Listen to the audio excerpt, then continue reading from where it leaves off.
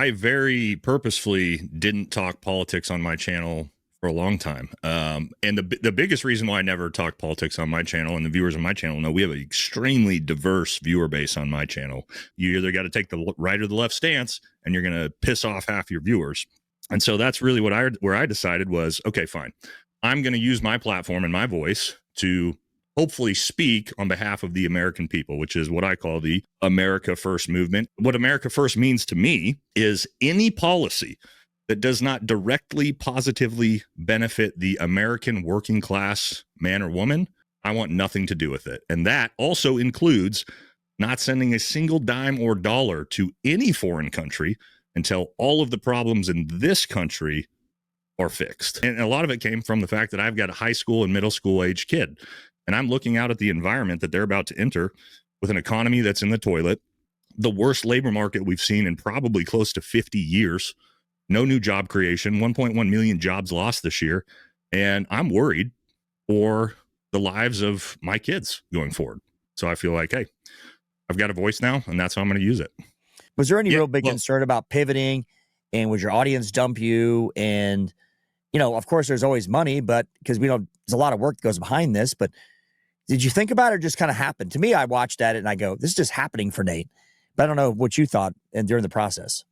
Yeah, it's more of just sort of happened. I mean, realistically, we can talk about the fact that military stories are pretty dead right now. But not a lot to really talk about, whereas the broader current events have been insane, right? Charlie Kirk assassination, the Epstein file. This is the news cycle. This is what everybody's talking about and looking at. The Feds just dropped interest rates again, which is great news for the American homeowner. If you're feeling overwhelmed about the holidays, there's no better time than ever to get your finances in order. It's hard to get fired up about the holidays when you get your credit cards maxed out. And with rates dropping, now is the time to pay off that crippling credit card debt. American Financing is helping homeowners get access to equity in home for instant savings.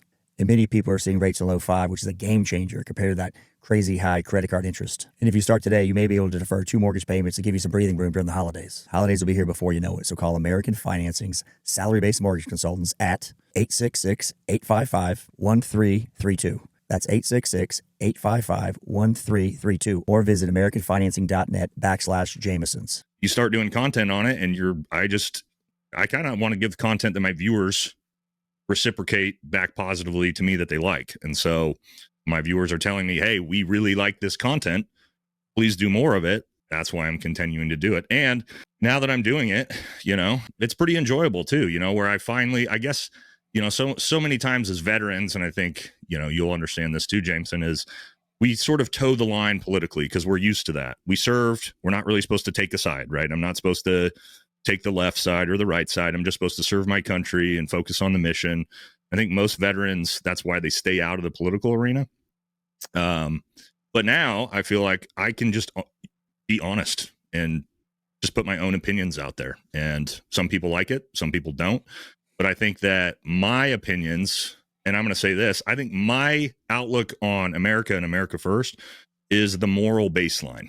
And what I mean by that is you're going to be I'm sure all the people listening, there's very few people that are going to be like, I don't like what this guy's saying about putting America first.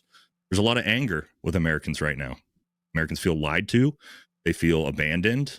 They feel politically homeless right now because both the left and the right are doing absolutely nothing for the benefit of the American people. And so independent voices that are America first, I think are getting all the traction right now. And I think we're seeing it with all this MAGA civil war as well. One side is gaining tons of traction.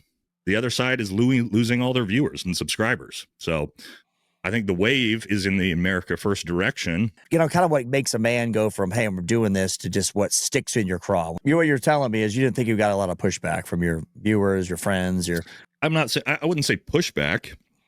I do have people that disagree with me and we talk about it.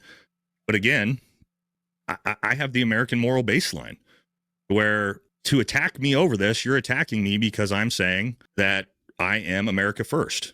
I mean, good luck to attack me for those views. You didn't have pushback from the viewer because you're doing better than ever.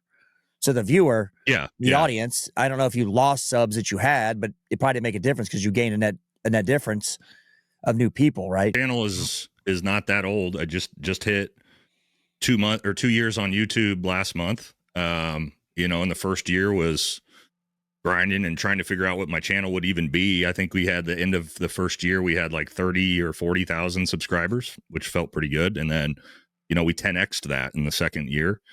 And again, I'm not trying to pivot into anything. I think I've always used my YouTube channel to sort of just talk about whatever I want to talk about. And I tried to be authentic about it.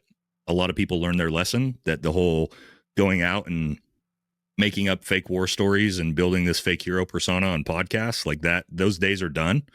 And it doesn't look like anybody's even doing that anymore. So like, there's not really a whole lot of accountability. I will say the new Sean Ryan clip, the one thing I may dip my toes back in, if you guys haven't seen that one, to your point, Jameson, like that could be like this massive story that hits the news that everybody's going to want to talk about if it turns out being what we think it.